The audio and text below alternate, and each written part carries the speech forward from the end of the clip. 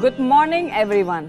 Welcome to our online service this morning at Grace. Please feel free to share this link to your friends and families so they also can be blessed by today's service. Take time to write your comment and write word of encouragement in the comment sections. And now let's prepare our heart and be ready to worship the Lord as the worship team lead us in the time of praise and worship.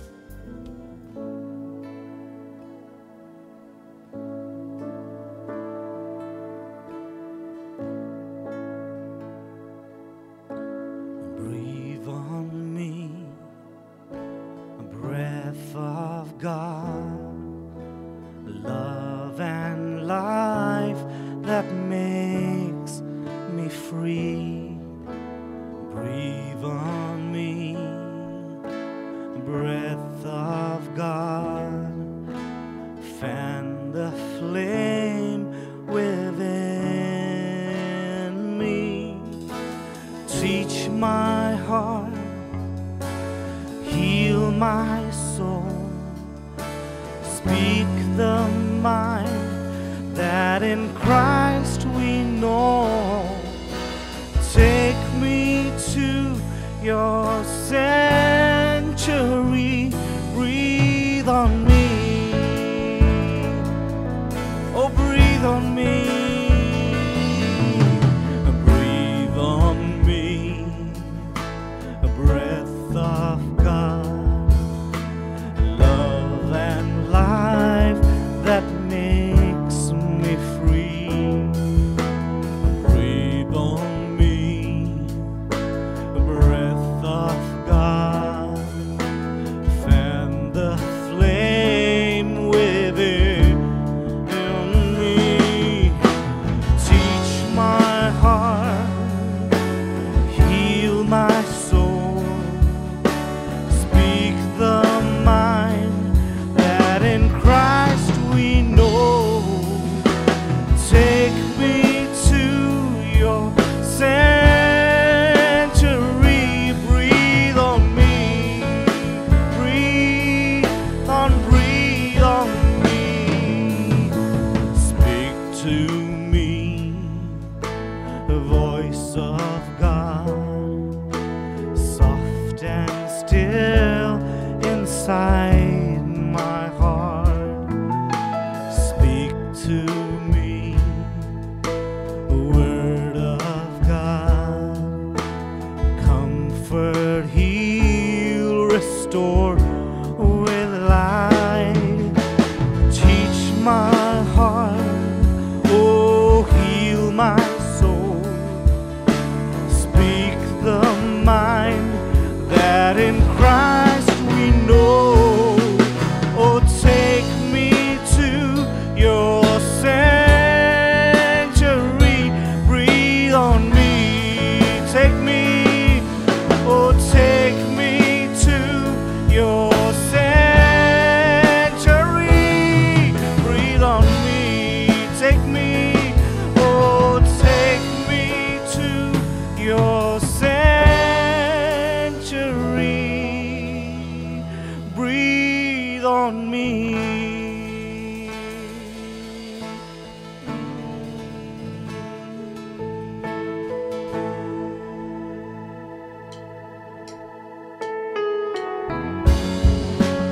Come on, let's lift our hands.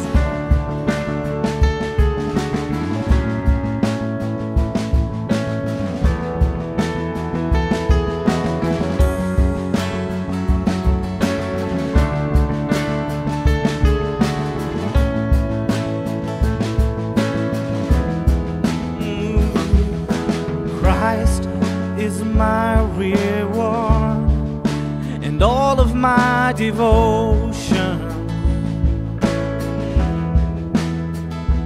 Now there's nothing in this world that could ever satisfy. Through every trial, my soul will sing, no turning back. I've been set free. Sing, Christ is enough for me. Christ is enough for me. Everything I need is in you. Everything I need. Christ, my all in all, the joy of my salvation. And this hope will never fade. Heaven is our home. Through every storm, my soul will sing, Jesus is here. To God be the glory. Christ is enough for me. Christ is enough for me. Everything I need is in you. Everything I need. Christ is enough. Sing, oh, Christ is enough for me. Christ is enough for me. Everything I need is in you. Everything I need. I have decided to follow Jesus. So I promise to you, oh Lord, no matter what we go through, oh Father, oh Lord, we will follow you.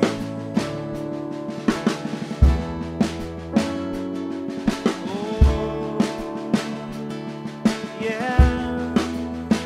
I have decided to follow Jesus. No turning back. No turning back. I have decided to follow Jesus. No turning back. No turning back. The cross before me, the world behind me. No turning back. No turning back. The cross before me, the world behind me. No turning back. No turning back. Oh, Christ is enough for me. Christ is enough for me. Everything I need is in you. Everything I need. Christ is enough. Sing.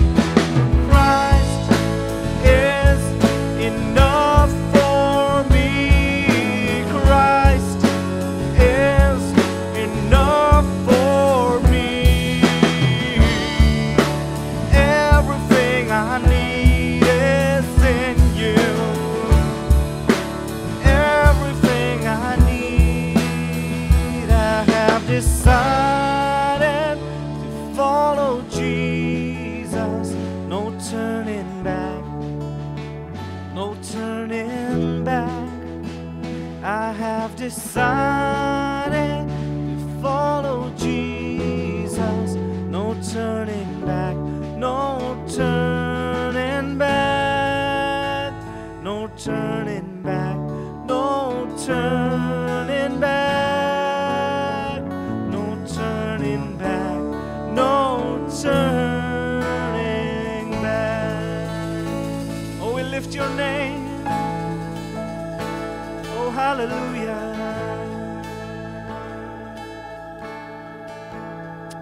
In all of this, there's so much to be grateful to the Lord for. For He never leaves us nor forsakes us. And we thank God for the cross. To this I hold, my hope is only Jesus. for my life is wholly bound to His. Oh, how strange and divine, I can sing, all is mine, yet not I, but through Christ in me. Let's sing this beautiful song.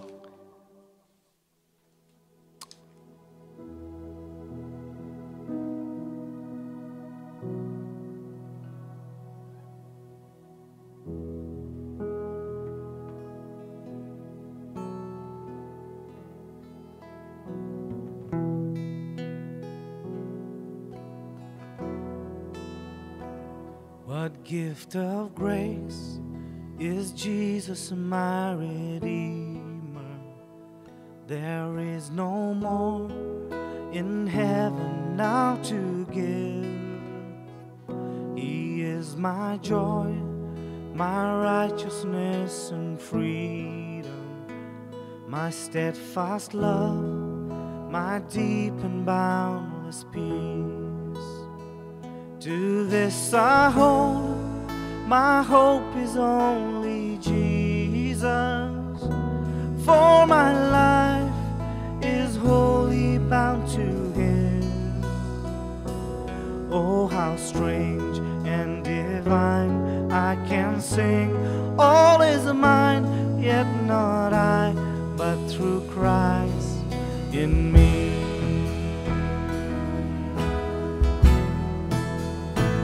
The night is dark, but I am not forsaken, for by my side the Savior He will stay. I labor on in weakness and rejoicing, for in my need His power is displayed. To this I hold, my shepherd will defend me. Through the deepest valley He will lead.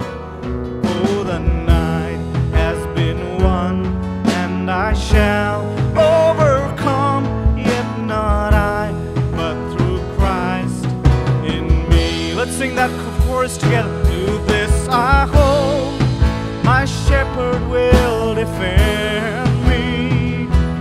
Through the deepest valley He will lead. Oh, the night has been won, and I shall overcome, yet not I, but through Christ in me. Let's sing the last verse. With every breath I long to follow Jesus, for He has said that He will bring me home.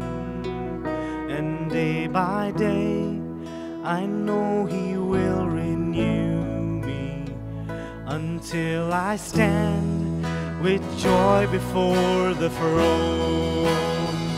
To this I hold, there's only Jesus, all the glory evermore to Him.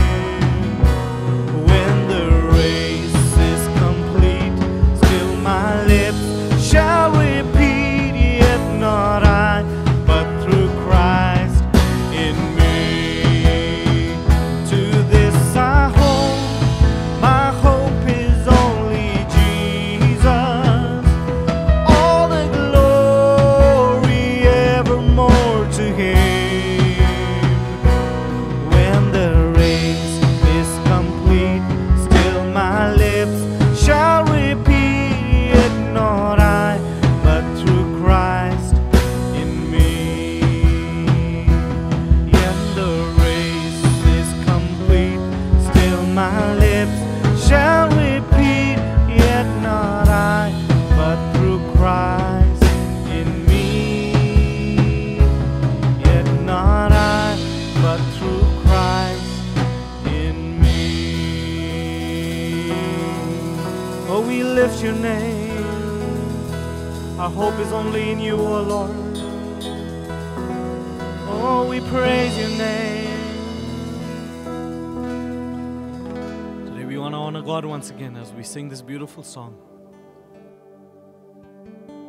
The goodness of God. We love you, Lord, for your mercy never fails us.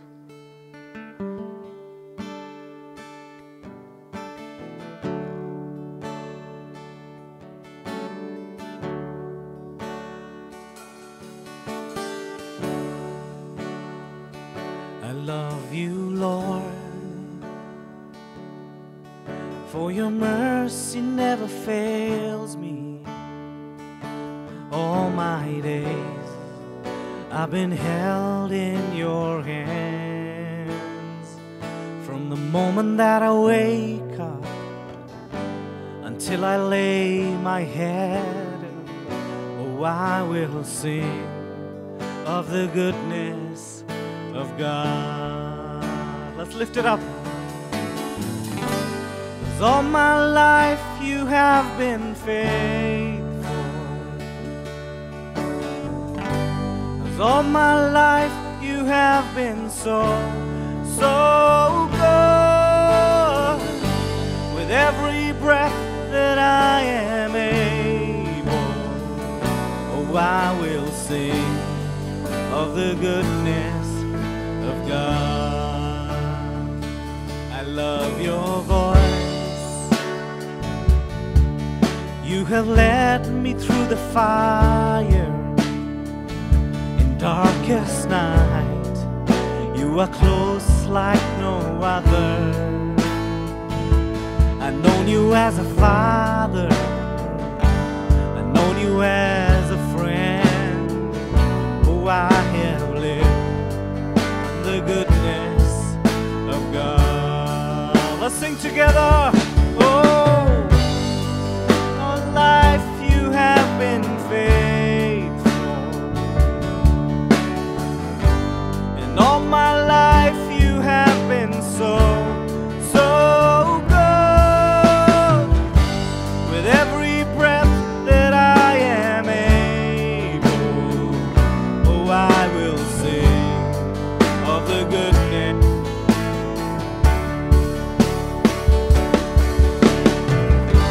And all my life you have been faithful. All my life you have been so, so good. With every breath that I am able, oh, I will sing of the goodness of God. Your goodness is running after, it's running after me. Your goodness is running after, it's running after me. With my life laid down, I surrender now. I give you everything, yeah. Oh, your goodness is running after, it's running after me. Oh, your goodness is running after, it's running after me. Your goodness is running after, it's running after me. With my life laid down, I surrender now. I give you everything, yeah. Your goodness is running after, it's running after me.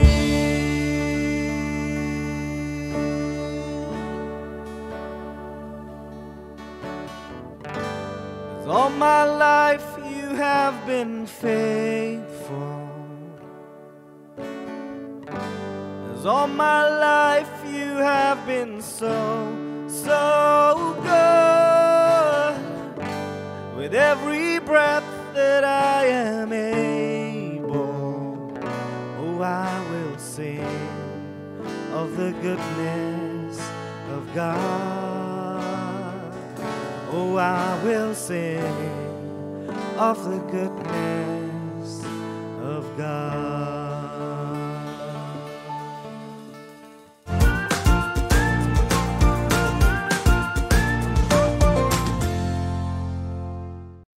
Hello everyone, once again welcome you all to this online Sunday service. Hope you all had a great time of worship.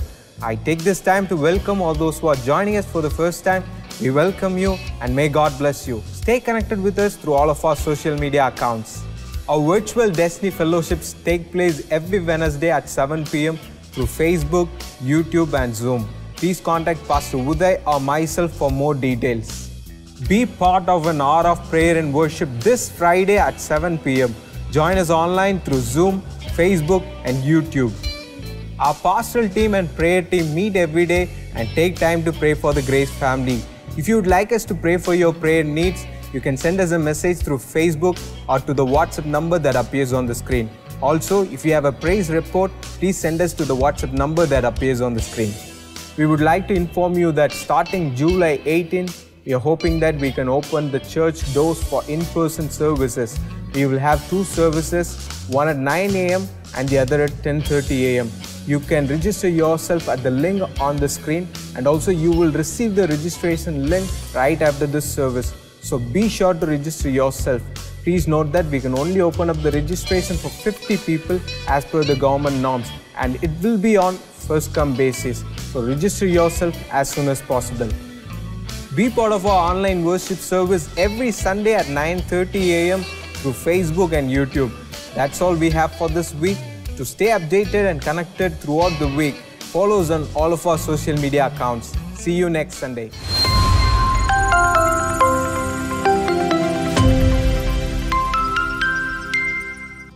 Now it is time for us to worship the Lord in our giving. Let's read 2 Corinthians chapter 8 verses 1 to 5. Now I want you to know, dear brothers and sisters, what God in His kindness has done through the churches in Macedonia. They are being tested by many troubles, and they are very poor, but they are also filled with abundant joy, which has overflowed in rich generosity. For I can testify that they gave not only what they could afford, but far more, and they did it of their own free will. They begged us again and again for the privilege of sharing in the gifts for the believers in Jerusalem. They even did more than we had hoped, for their first action was to give themselves to the Lord and to us, just as God wanted them to do. Paul wrote to the Corinthians to see the examples of the Macedonian churches who are considered to be a great givers. They give sacrificially even though they are in lack, because they view their act of giving as a privilege and their giving as a service to the Lord. The Bible tells us that we need to give with a cheerful heart and with a thanksgiving in our hearts. So let's give unto the Lord with a cheerful heart. If you want to give, you can give through different online portals. The details are on your screen. If you would like to give in person, you can put your offering and tithes in the envelope and keep it inside your Bible or somewhere that you remember. And when we resume the services again in the church, you can bring it and put it in the offering bag. If you still have questions about how to give, please contact Mrs. Rama Singh or one of the pastors. Good morning, church. It's such a joy to be able to share God's word with you again this morning. I trust that you were blessed last Sunday as Nini, Debbie and Steffi and myself, we shared about how we can face challenges and what we can do through challenges that come in our life. And I pray that this morning that the Holy Spirit will speak to us again and encourage us through His word. God has given me a word and I believe it's going to be a word that will be adequate for us during this season, and not only in this season, but all through our life. Pastor Messiah has already shared with you in the announcements that we are looking to restart the church in-person services. That really means that we are going to be getting in the church building and worshiping the Lord. A lot is required to get that done. Therefore, we are planning to do it on the 3rd week of July. That is, I believe, the 18th of July, the Sunday that we plan to start. So for that, right after this service, the link is going to be sent to you by WhatsApp. And I pray that you will be able to participate in the in-person service. Now, due to the restrictions, we can only have 50 people per service. So we are doing 2 English services. The first one will start at 9 in the morning, and the second one will start at 10:30. So it's just going to be an hour service for the beginning to see how we go, see how the number of people that want to really come for an in-person service. But that doesn't mean that our online services will stop. In fact, you're going to see the whole service online as well. But I really challenge you, because I believe fellowship is the key to sustain us through difficult seasons. I'm going to say that again. Fellowship is the key to sustain us in difficult seasons. You know, when you're going through a hard time, when you're going through a confusing time, when you're going through a depressing time, when you're going through a fearful time, when you're going through a time of uncertainty, it is other brothers and sisters in the Lord that we need to reach out to. You know, we know the Word. We know what God's Word says. We know the promises of God. We have quoted them to others many times. But when we are in a situation of deep anguish and pain and difficulty and you know, things that surround us overwhelm us, I challenge you, reach out to somebody. All right, don't alienate yourself. Don't keep yourself alone and say, you know, I'll try to handle it myself. I'll try to reason it out myself. That's not the way God has created us. God has created us for fellowship, and fellowship that really builds us up. One writer so beautifully says, he says, the kind of people that you hang out with is the kind of response that you're going to give in your life. So make sure you hang out with people who are of positive nature, people who talk God's word, people who encourage, not people who question God, discourage you, and spend time with them. You know, do things that you like to do.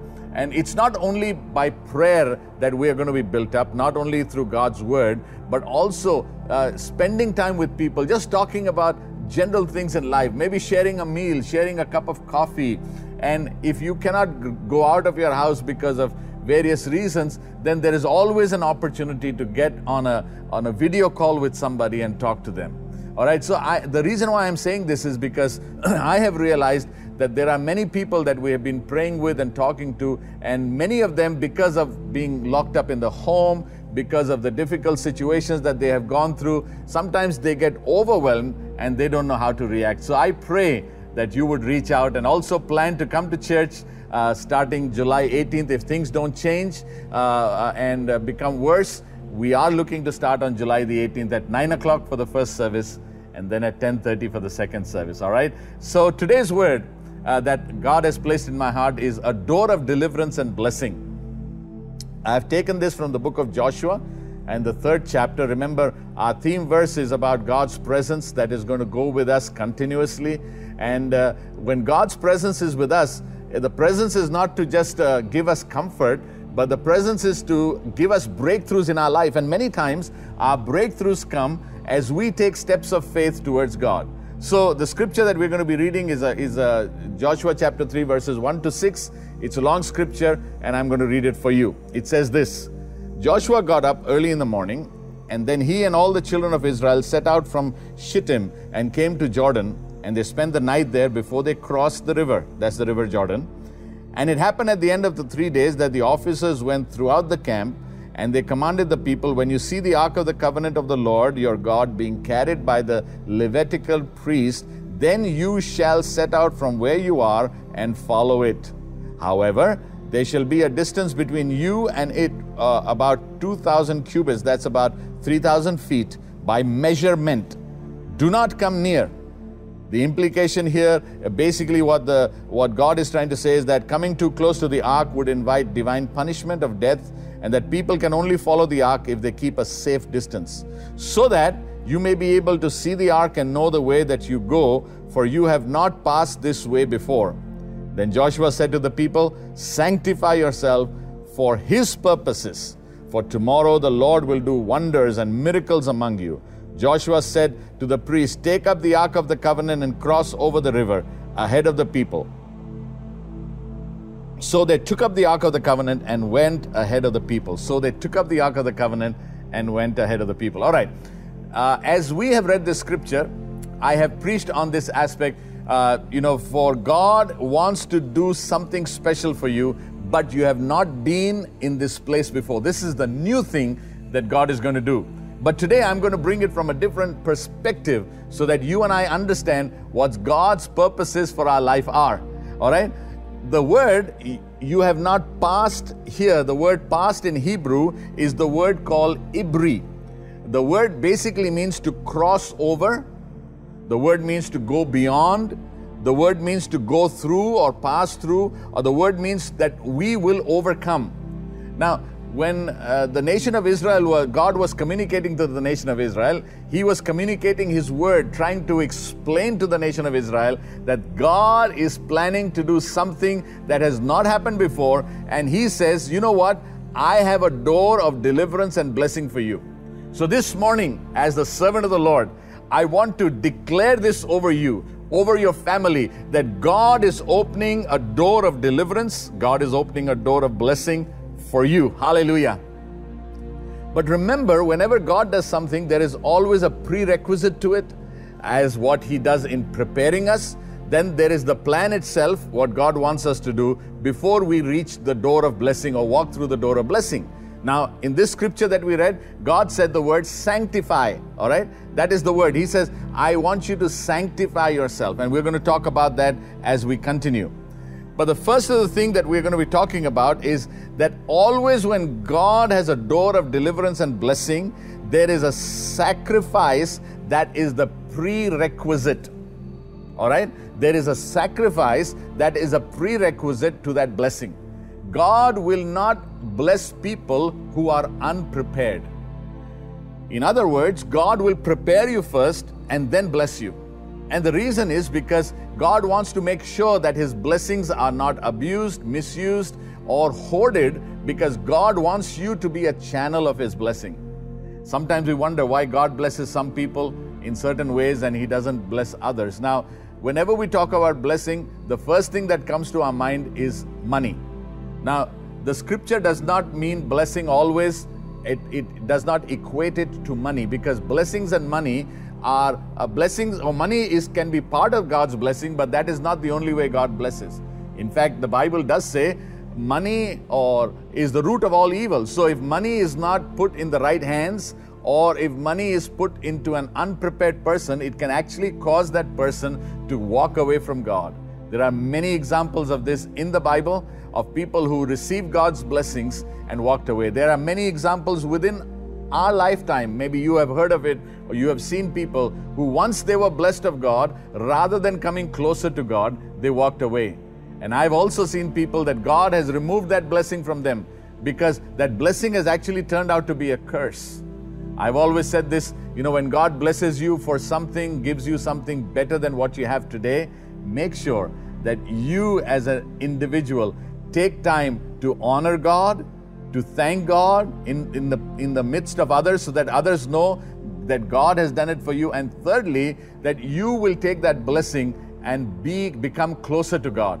So not only do you honor God, not only do you testify, but you need to come closer to God. If your blessing is keeping you away from God, that could be a new job, a new vehicle, a new sports equipment that God has given to you, and you say, you know what, Sunday I cannot come because I have to do this, because this is the thing that I'd like to do. So 5 days or 6 days a week you work, and the day of the Lord, rather than coming to God's house, you go and do things that you like to do, rather than spending time in God's presence. You enjoy your life because God has blessed you with a blessing. That is no longer a blessing. That blessing has turned out to be a curse. Anything that takes your heart and my heart away from God is not something that we need to honor in our life. Now, the prerequisite here, he says, you need to put blood on the door. Remember, when the nation of Israel was leaving Egypt, there was supposed to be a sacrifice that was made. And that sacrifice would take the blood of the animal and put it on the doorpost. And God says, when I see the blood, the angel of death will pass over. And you know what happened? The nation of Israel received God's favor because of that blood. And that is why they celebrate the feast of Passover. And then the nation of Egypt lost all its firstborn male, not only human beings, but also animals. Now, I want you to understand that God is a God of order. God is a God of promise. God is a God who keeps His word. But there are some things that we need to do. And I believe one of the prerequisites of receiving God's blessing is that we sacrifice. Now, sacrifice is easy if somebody else is paying for it. Sacrifice is easy if it is not dealing with you personally. So, sacrificing an animal was one way of telling God, hey God, I'm ready to sacrifice an animal. I have money, I can buy the animal, or I have an animal in my home and I can sacrifice. But on the second thing that we're going to be talking today is that when God says sanctify, He means the sacrifice that deals with you and me personally. But let's talk about the blood, all right? Because I believe that this is a word that we all use growing up.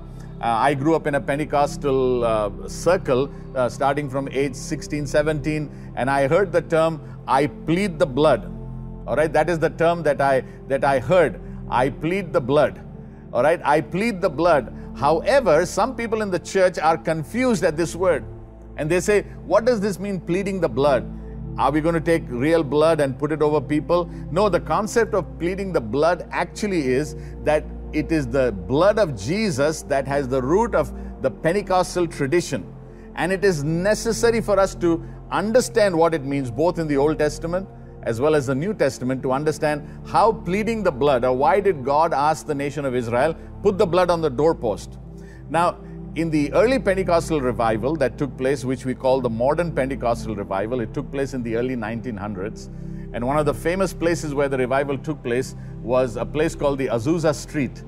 It has many, many stories of while the people worshiping inside the church, even those walking on the street on the outside would be touched by the power of God. Those who were living wicked lives would run inside, come straight to the altar while the preaching is on or the singing is on, and they would repent and they would ask God to forgive them.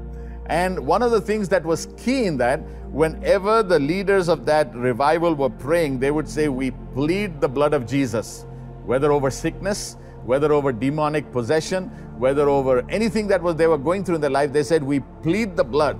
And the Bible, or the history tells us that not only people were delivered, but people found Jesus Christ and were baptized in the Holy Spirit.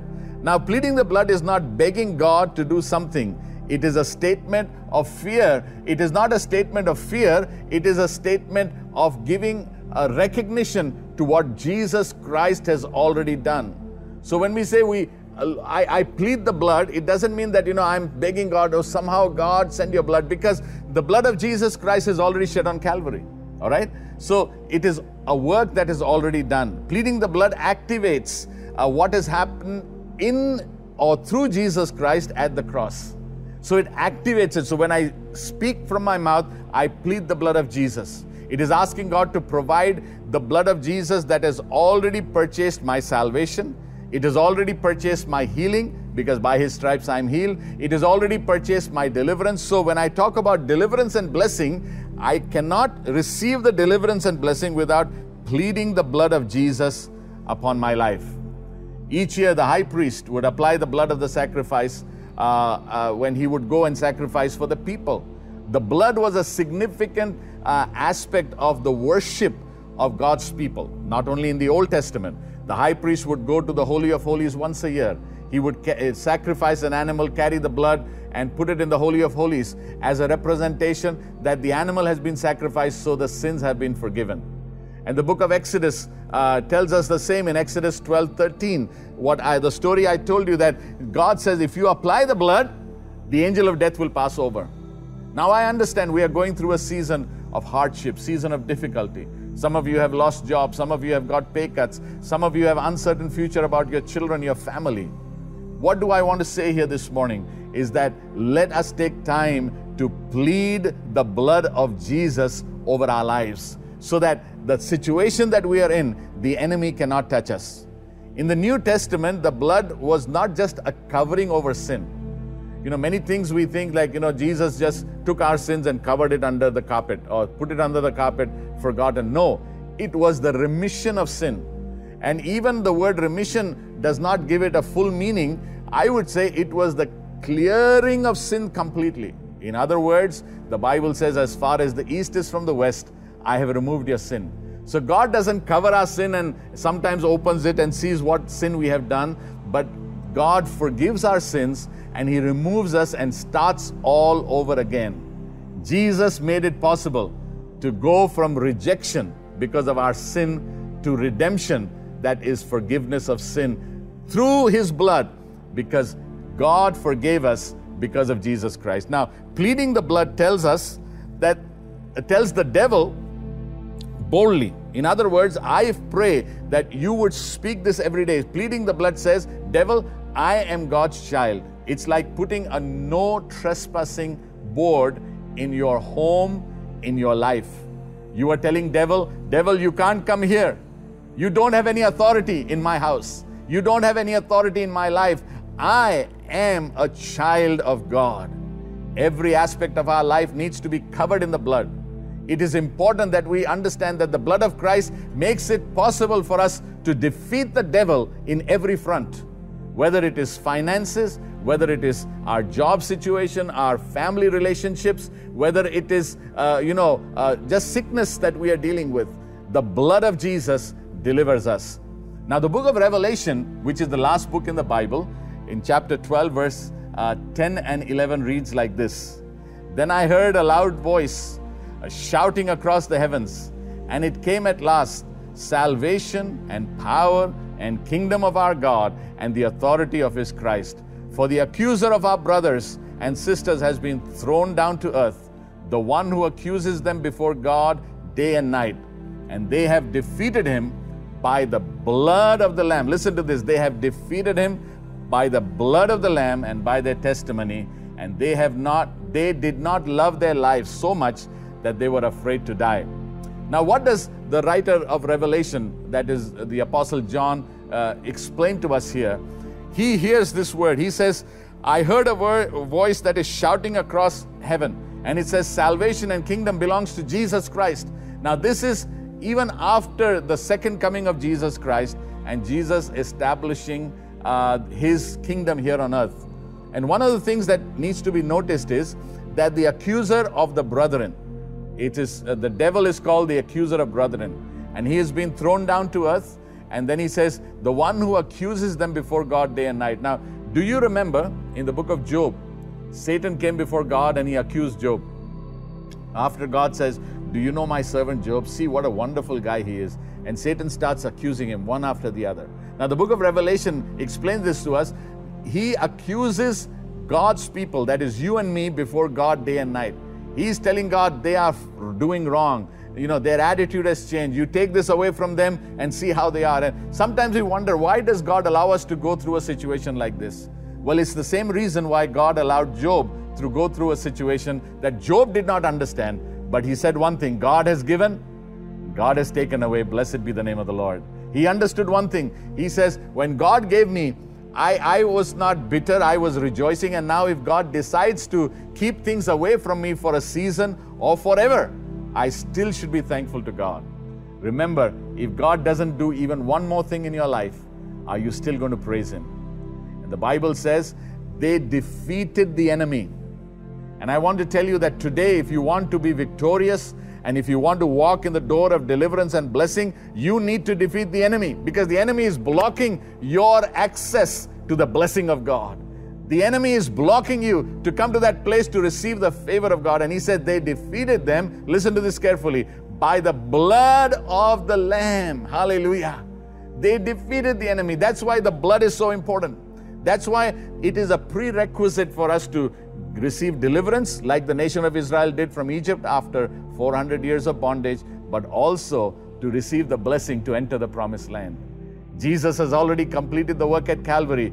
If you have accepted Jesus as your Lord and Savior, you have already received your deliverance. All right? That is the deliverance from sin, from curse, and from the eternal punishment. But that doesn't mean the work is over, because every day we need to walk in obedience to God's word.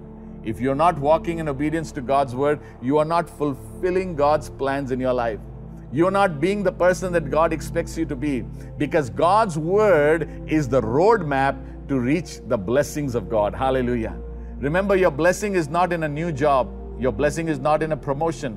Your blessing is not in the increment that you get. Your blessing is not in the person that you love and that you get married to. Your blessing is walking in the will of God continuously, regardless of the situation that you face in your life. The last verse in Revelation, or the last sentence, reads like this. He says, "And they did not love their lives so much that they were afraid to die." In other words, even if we have to die for our faith, even if we have to die because of our testimony of Christ, we should be willing to do that. Your overcoming depends upon the blood of Christ. That is not your part, that is Christ's part, which He has already done. But then He says, "and their testimony." In other words, your lifestyle is the prerequisite to receive the blessing of God. All right, what does the blood of Christ guarantee us? It guarantees us peace of mind. God's word guarantees us peace of mind. Great spiritual battles are fought in the mind. When a person becomes born again, their spirits are made new instantly, but their mind is not. And many people today are suffering with mind issues because of COVID, because of the uncertainties of life. I hope you as a believer are not faced with situations that is troubling you so much that you cannot sleep at night, that you are worried, that you are anxious. That's why obtaining peace of mind is very, very important to obtain the blessing of God. That is why we must continually renew our minds, as Paul says in the book of Romans. Daily renew our minds with God's word. The power of the blood is activated, therefore, when we speak scripture. Are you speaking scripture, or are you speaking negative words? Are you speaking the promises of God over your life, or are you just speaking general words in your life? Therefore, pleading the blood needs to be an active part of your confession every day.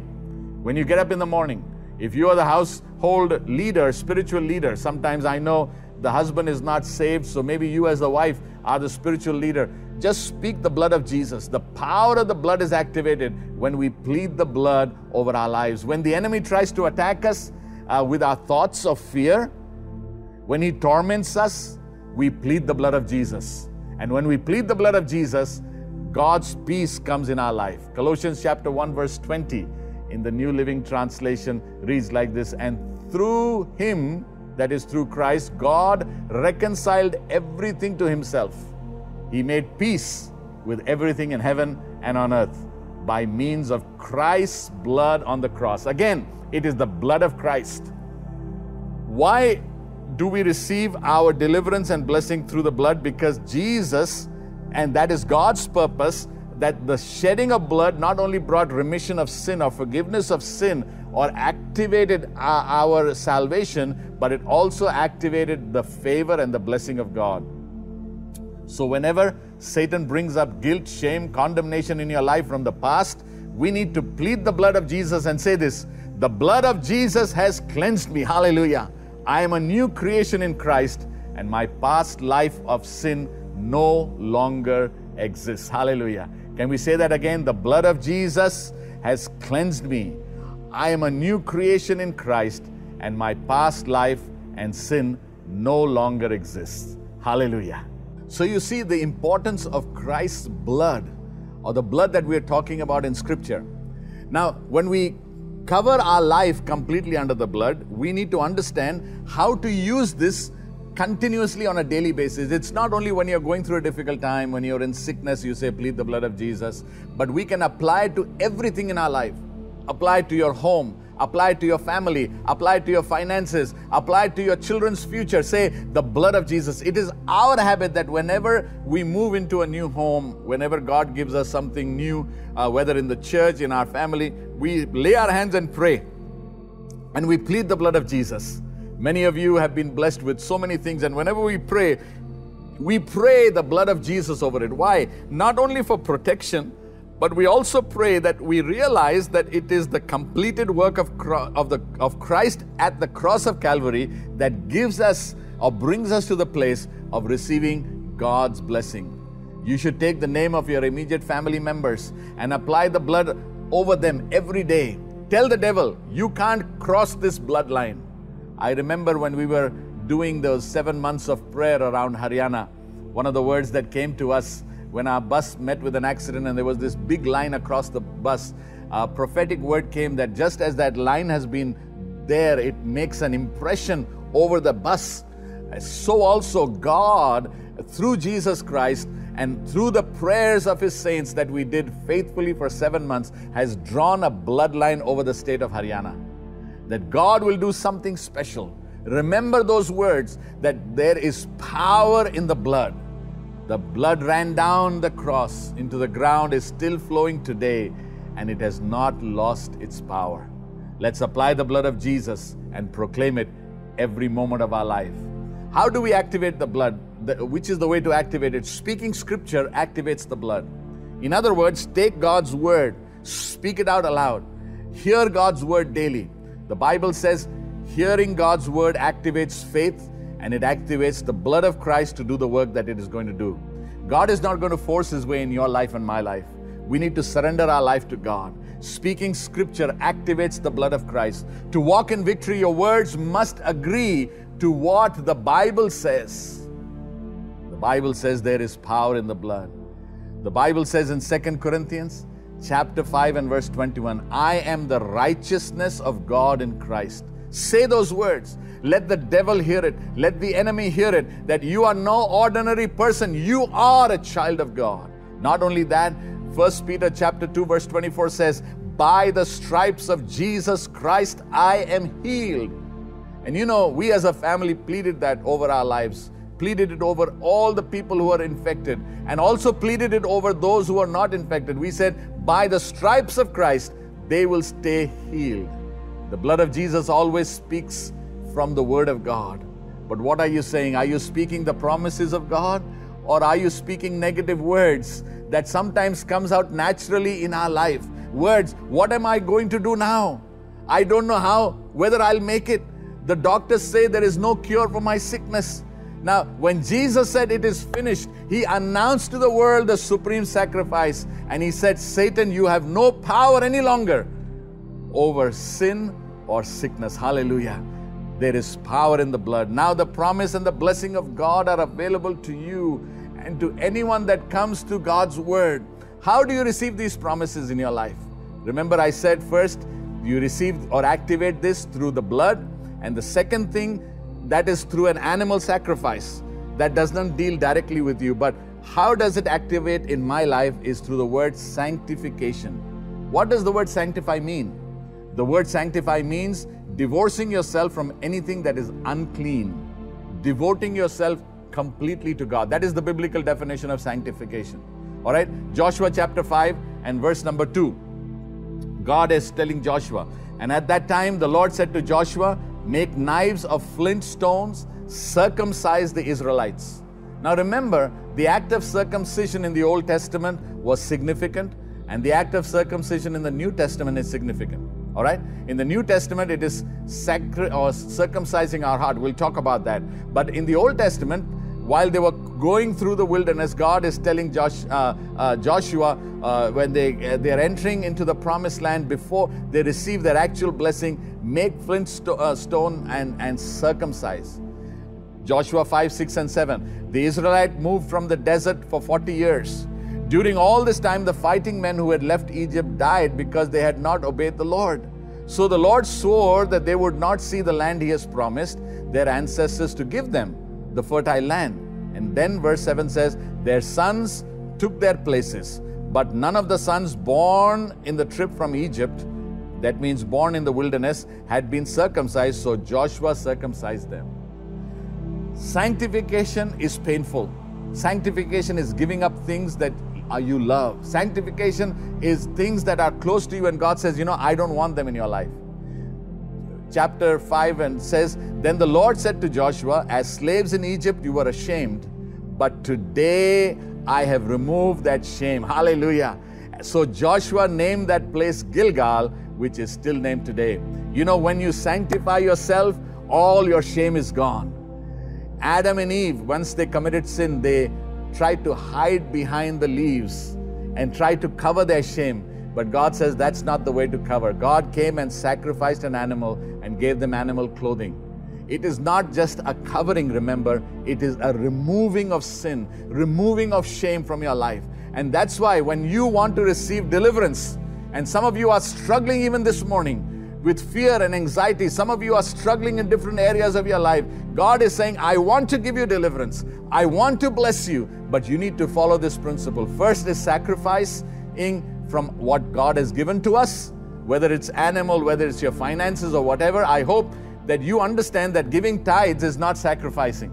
Tithes is just an obedience, is the first step of walking with God.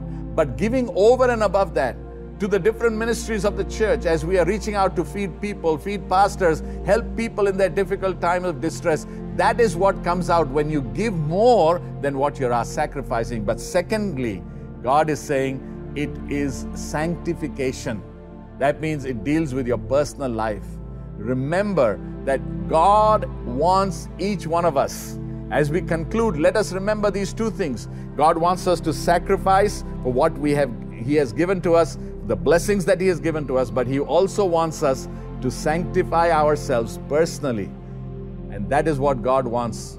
Today, that is what God told through Joshua. Today I have removed the shame of Egypt. No longer you need to look back. Remember, your blessings are not things that you have left behind, but your blessings lie ahead of you. Don't say, if only this pandemic was not there, things would have been different. I want to tell you, because of this pandemic, God is taking you to a new level. If only you realize that God says, plead my blood, because the blood of Jesus Christ will bring deliverance and healing. Hallelujah. And then we will enter into the promised land that signifies the blessing of God.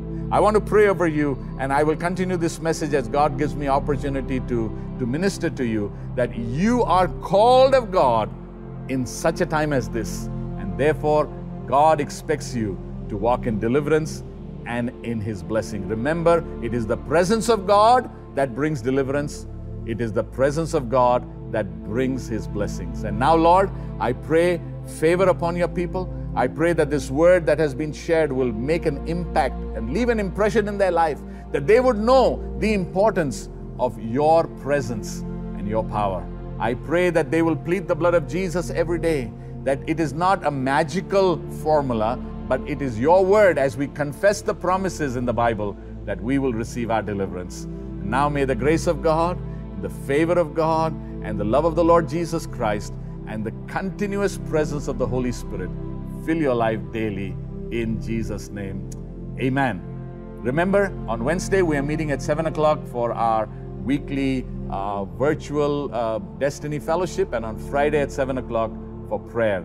And remember that July the 18th, most probably, if things don't change for the worse, we are going to be having in-person services. God bless you. Have a great week. Love you all, and may the blessing and the peace of God remain with you.